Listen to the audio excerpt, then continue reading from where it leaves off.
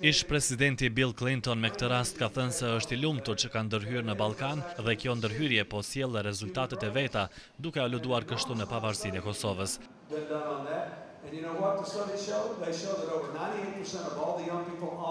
Pas përfundimit të fushatës, komuniteti shqiptar kishte organizuar një ceremoni për pavarësinë e Kosovës, në të cilën kishin ftuar mysafir të shumt, siç ishin kongresisti Eliot Engel, bia e Robert Kennedy të ndjer, Kathleen Kennedy, veprimtari i çështjes kombëtare, Hari Bayraktari e shumë personalitete të tjera. Pas intonimit të himnit amerikanë shqiptar dhe përshëndetjes së kryetarit të komunitetit, Adem Meta, miku i madh i shqiptarëve Eliot Engel, tha se në vitin 99 kishte biseduar me presidentin Bill Clinton lidhur me spastrimin që Miloševići po bënte ndaj shqiptarëve.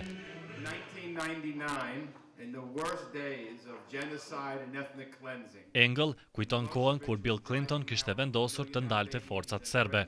Engel ftoi komunitetin shqiptar amerikan që të votojnë për zonjën Clinton.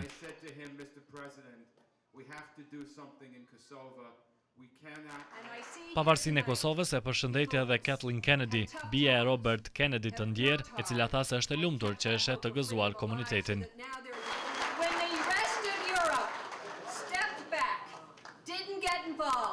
Didn't show what they should do, the United States under Bill Clinton said, enough Milošević. Në kohën kur Evropa perëndimore kishte mbyllur sytë dhe nuk angazhoi për Kosovën, SBA dhe presidenti Clinton i thanë Miloševićit mjaft, e ndalën gjenocidin dhe i sollën lirinë Kosovës. Dhe një nga mënyrat për të falendëruar atë është që të votoni të martën për Hillary Clinton, përfundoi Kathleen Kennedy. Veprimtari dhe biznesmeni Hari Bayraktari tha se jemi gjenerat fatlume që përjetuam ta shohim Kosovën e lirë dhe të pavarur, për të cilën paraardhësit dhe familjet tona kanë ëndërruar për qindra vjet.